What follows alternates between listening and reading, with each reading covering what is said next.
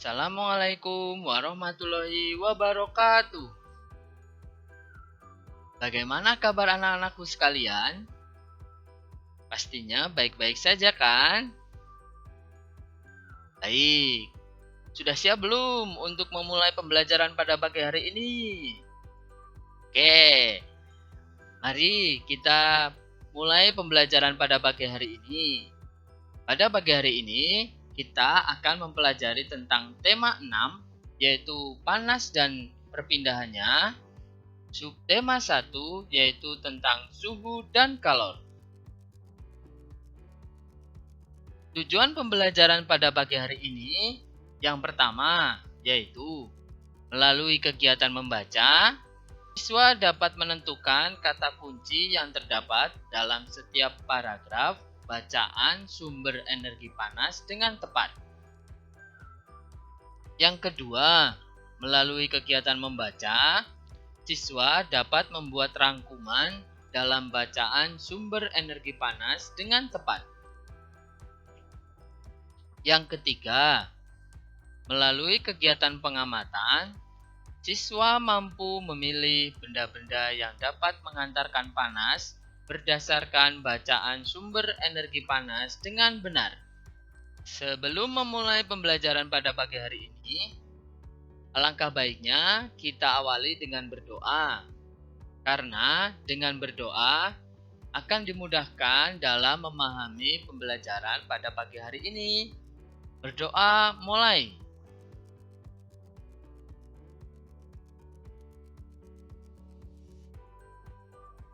Berdoa selesai.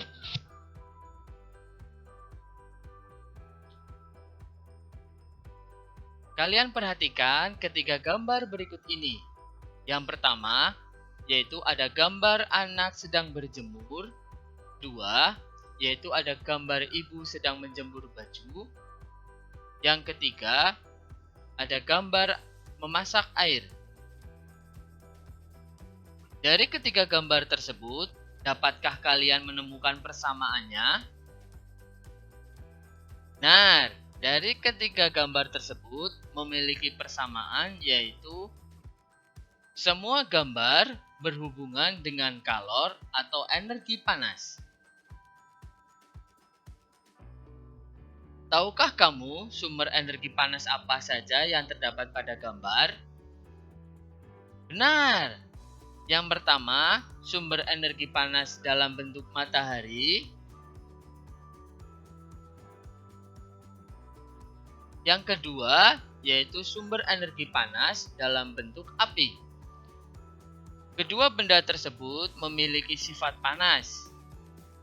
Jadi, sumber energi panas adalah benda yang dapat menghasilkan energi panas. Matahari dapat kita jumpai di alam, dan matahari merupakan salah satu sumber energi panas terbesar. Semua makhluk hidup memerlukan energi panas matahari, karena energi panas matahari membantu proses pembuatan makanan pada tumbuhan yang sering kita sebut sebagai proses fotosintesis. Makanan yang dihasilkan dari hasil fotosintesis menjadi sumber energi bagi makhluk hidup lainnya termasuk manusia. Energi panas matahari dapat menerangi bumi sehingga udara di bumi menjadi terasa hangat. Dalam kehidupan sehari-hari, energi panas matahari dimanfaatkan dalam berbagai kegiatan manusia. Salah satunya yaitu mengeringkan padi setelah panen, mengeringkan garam, mengeringkan ikan asin, bahkan kegiatan yang sering kita lakukan di rumah yaitu mengeringkan pakaian yang basah.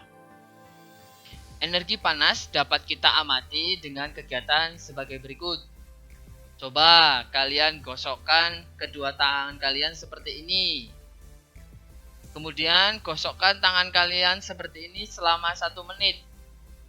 Apa yang kalian rasakan? Benar, tangan kalian terasa panas. Nah, ini merupakan salah satu contoh energi panas yang diakibatkan oleh dua gesekan benda. Benda di sini yaitu kedua telapak tangan kita. Selain matahari dan gesekan kedua telapak tangan kita, energi panas dapat diperoleh dari api. Pada zaman dahulu kala, orang-orang mendapatkan api dengan cara menggosokkan dua buah batu yang kering sampai keluar percikan api. Selain itu, nenek moyang kita dahulu kala menggunakan kayu kering lalu digosok-gosokkan dengan tanah yang kering sampai keluar api. Ternyata, gesekan dua benda antara dua batu kering dan gesekan antara dua kayu kering dapat menghasilkan energi panas berupa api. Saat ini, api sangat mudah dihasilkan, yaitu yang pertama berasal dari korek api, yang kedua bisa berasal dari kompor. Oke, kalian perhatikan bacaan di samping, yaitu bacaan tentang sumber energi panas. Coba kalian baca terlebih dahulu sumber energi panas di bawah ini.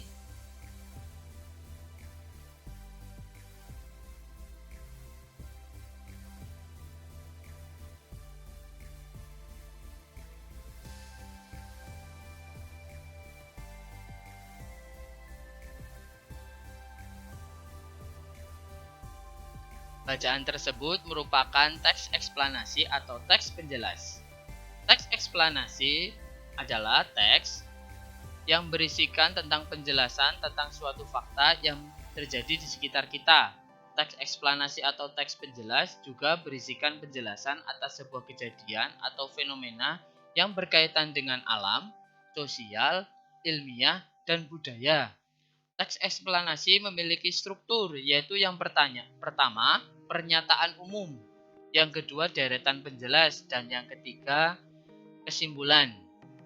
Mari kita uraikan struktur teks penjelas, yaitu yang pertama, pernyataan umum atau kalimat pembuka, yaitu pernyataan yang bersifat umum atau sebagai pengenalan topik yang dibahas dalam teks. Ini biasanya berada di paragraf pertama.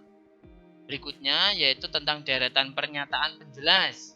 Deretan pernyataan penjelas adalah informasi tambahan atau informasi pendukung atau informasi lanjutan dari pernyataan umum. Biasanya bersifat lebih khusus.